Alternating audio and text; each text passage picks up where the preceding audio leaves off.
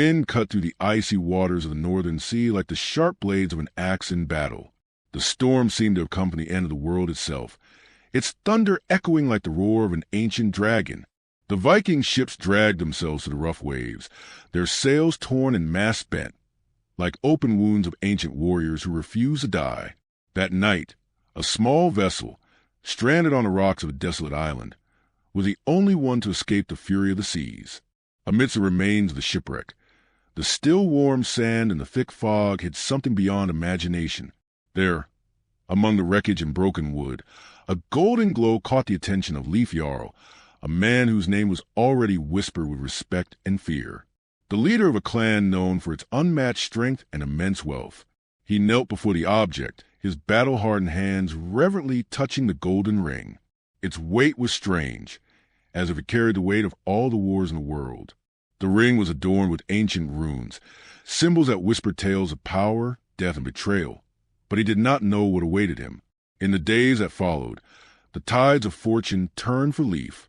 His battles, once difficult and bloody, were won with uncanny ease. His people flourished as never before, their lands expanded, and their wealth doubled with each season.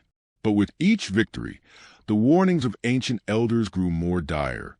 This ring, they said, belonged to Fafnir the dragon. His curse will fall upon its owner.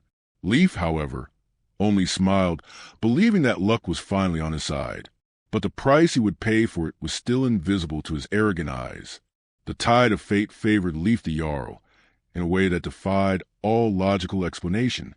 For weeks he knew no defeat. His enemies fell like dry leaves in the wind, without resistance, as if Fafnir himself were guiding their hands. His troops, more than ever, were unbeatable. On golden afternoons, cries of victory echoed across the hills, and his warriors returned from battle with immense plunder. The golden ring seemed to shine brighter with each victory, as if it were the symbol of an uncontrollable, unbeatable power. But the first signs of the curse began to manifest themselves in the shadows, where no one wanted to look. When Leif's men went to bed at night, he heard the restless murmurs, hushed whispers in the taverns and the council tent.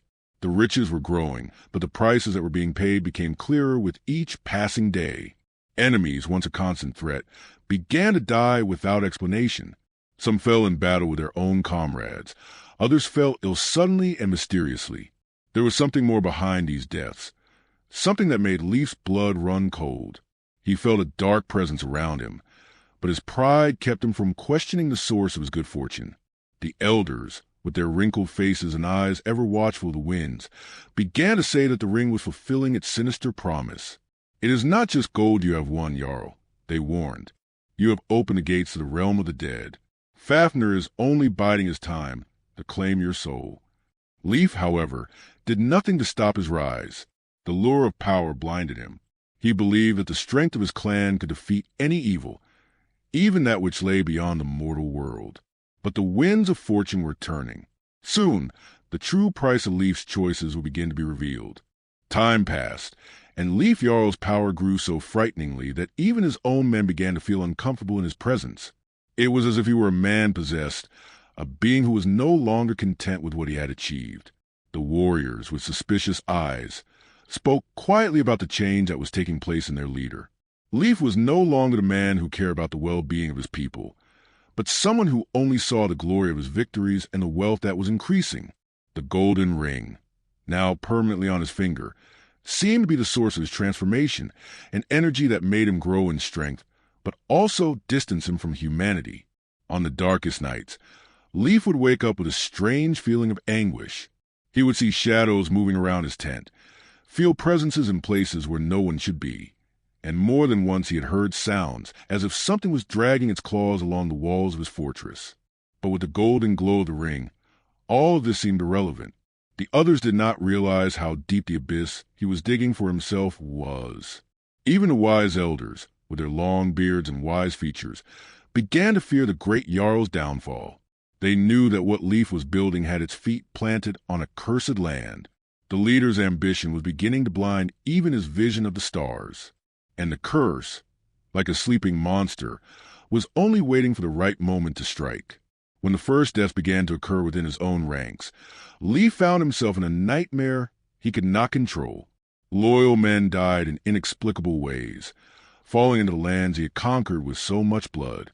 Many disappeared without a trace, while others succumbed to violent illnesses that seemed inexplicable.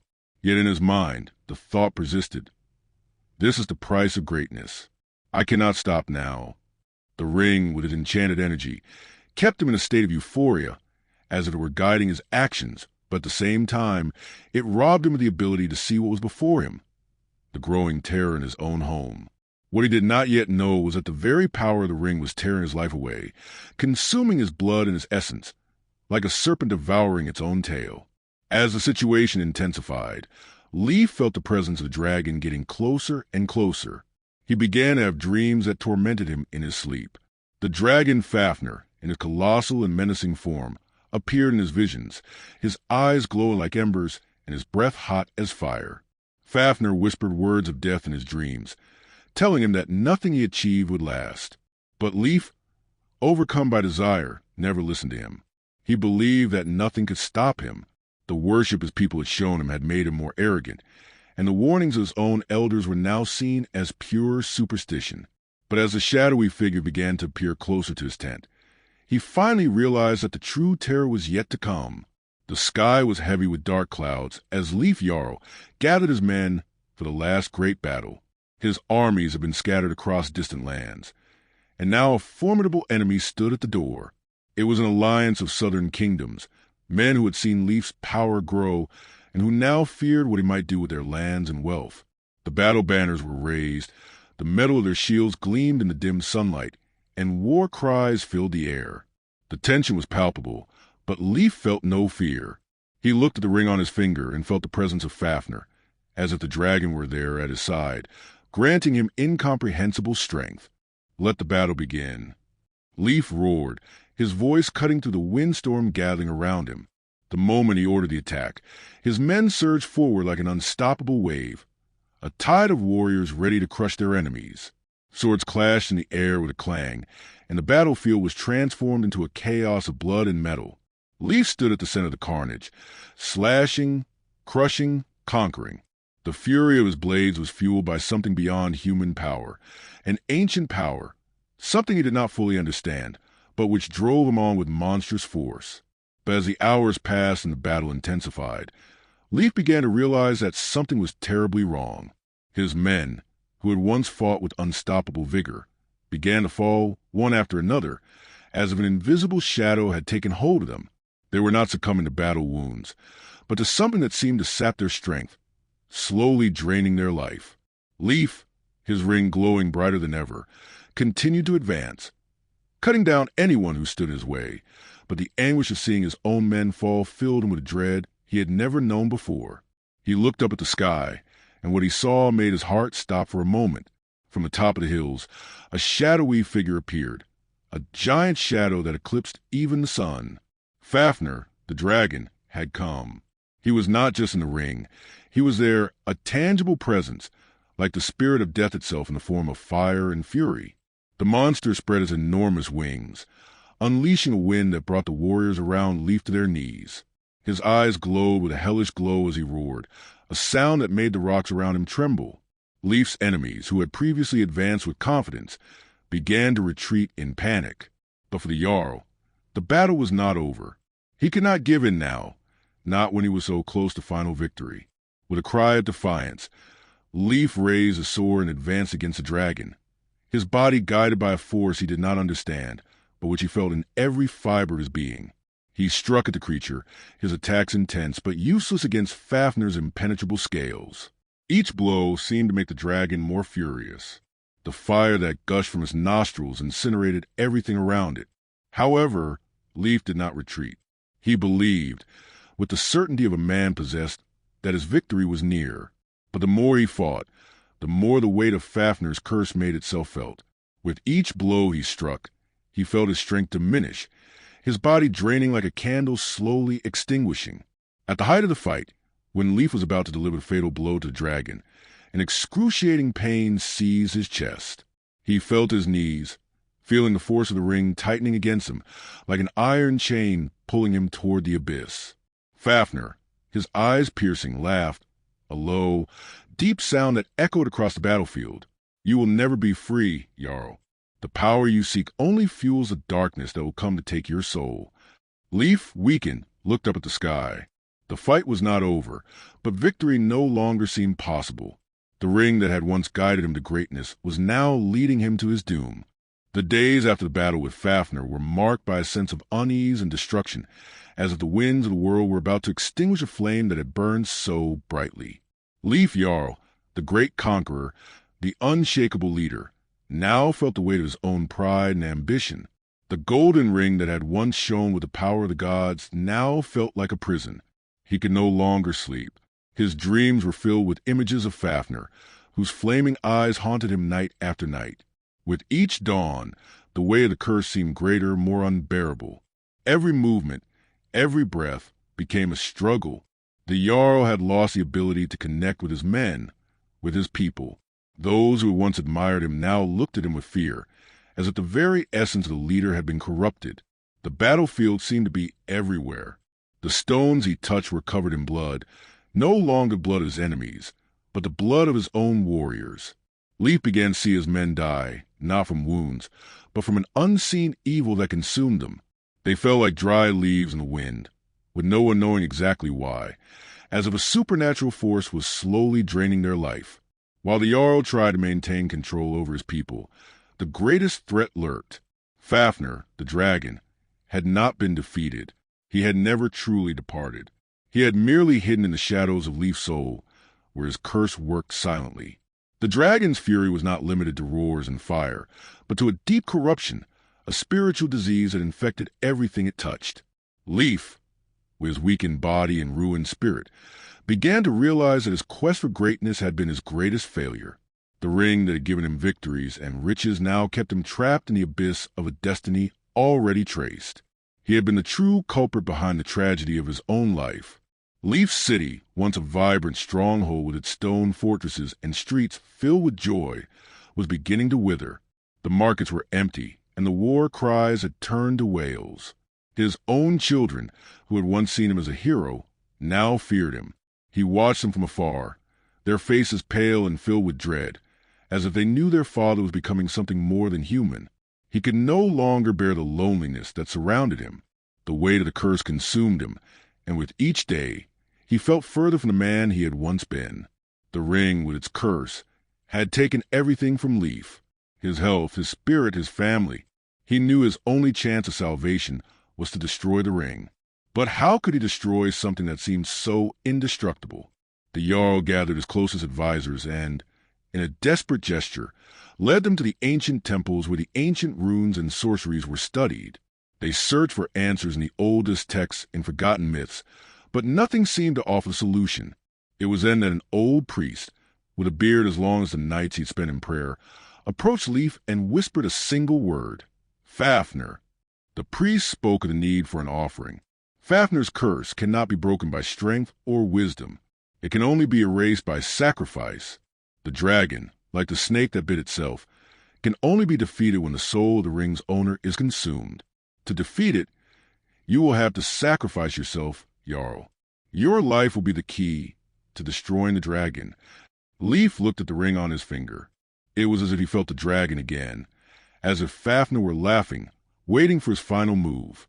The Jarl knew that the only way to redeem his soul and save his people was to set out on a solitary journey, in one last confrontation with the curse that had become part of him.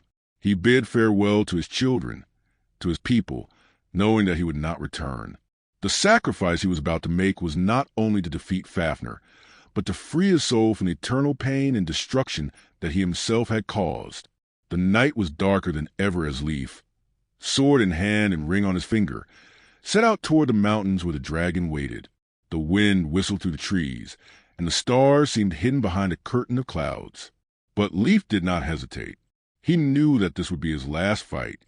He marched, step by step, toward his destiny. And as he approached the caves where Fafnir awaited him, he felt the weight of the curse on his heart, but also the lightness of the imminent sacrifice. He was prepared to finally face the dragon, not as a power-hungry warrior, but as a man seeking redemption.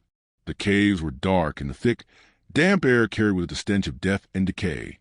The echo of Leif Jarl's footsteps echoed off the walls, like a harbinger of doom. Fafnir's curse seemed to be concentrated in that region, deep within the earth, where the dragon's power was rooted.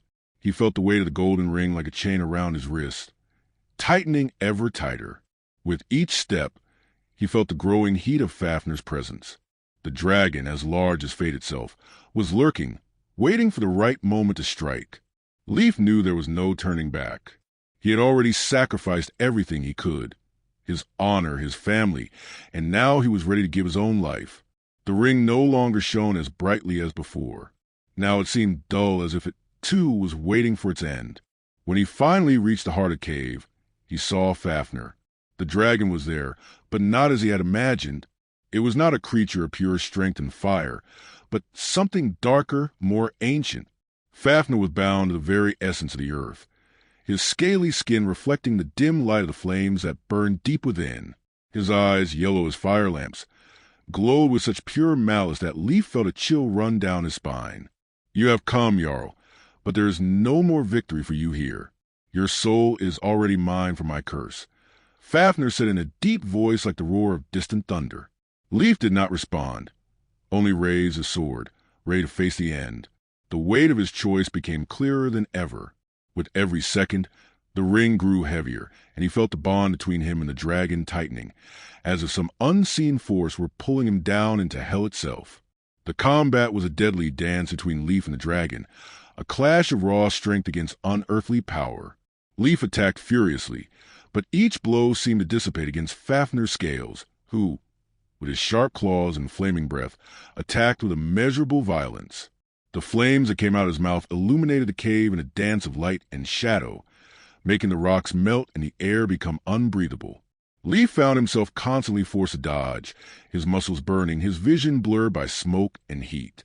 The battle seemed eternal, but Leif knew he had to end it. It was then, at the height of the fight, that the ring began to shine again, this time with such intensity that Leif had difficulty supporting it. He felt the strength of the dragon within him, as if the powers that Fafnir had once possessed were now invading his body. The Jarl fell to his knees, his sword now an impossible weight to lift. The ring seemed to consume his soul, and Leif felt as if he were being sucked into an endless abyss. Fafnir, seeing this, charged forward with triumphant roar, believing he had finally won. But Leif, with a last reserve of strength, raised his sword one last time, knowing that the only way to defeat the dragon was to destroy what fed it, the ring. With a cry of pain and sacrifice, Leif plunged his sword into the ring itself. The instant the blade touched the solid gold, an explosion of light and power filled the cavern, as if the world itself had split in two. The dragon roared with fury, its claws reaching for Leif, but it was too late. The ring shattered, and the curse that had consumed the Jarl was instantly destroyed. Fafnir, with a final scream, disintegrated into flames and smoke, his great form vanishing into thin air. Leif, in turn, fell backward, his life slipping from his body like water through his fingers. As the cavern fell silent, the storm that had engulfed the world seemed to finally dissipate. Leif Jarl's blood mingled with the ground, and his last breath was a sigh of relief. He knew that his life had been consumed by the pursuit of power, but in the end, he had paid the price for the dragon's curse. He would not be remembered as a hero, but as a man who, when faced with the end, did what he could to save his people from the destruction he himself had called for. And so, Leif Jarl's name fell into the shadows of history, his memory remembered only by the few who knew the true story behind his rise and fall. The golden ring, now shattered, disappeared with him, carried away by the cold waters that had once swallowed the ship that had once swallowed him. And the lands of the north, now freed from Fafnir's curse, moved on, never forgetting the price of power and ambition. Leif Jarl's name faded into oblivion over the years, but the lessons of his journey remained. In the long northern nights, around campfires, the elders began to tell his story, not as that of a hero, but as that of a man consumed by ambition and the relentless pursuit of power. They spoke of a man who had it all, but who lost his soul to the one thing he desired most. His story became a warning to those who dared to dream big, without considering the consequences of their choices. The golden ring, now broken and forgotten deep within the cave where Fafnir once lived, became a legend, a symbol that limitless power always comes with a price. Many sought Leif's story, believing they might find a secret to great wealth and conquest. Yet no other mortal dared touch what was once Fafnir, fearing that the curse, even without the ring, could still spread to those who desired it too much. In the days that followed, the lands where Leif ruled prospered. His riches were divided among the children he left behind, but the peace he sought to win with the blood and fire of his battles never returned in the same form. The land was never the same again, for a price was paid, a sacrifice was made, and in the end, Leif Jarl's only legacy was a memory of a great rise, followed by an even greater fall. His children ruled wisely, but the weight of their father's history never left them. They knew that no matter how much they sought honor and success, they could not forget the shadow of the dragon.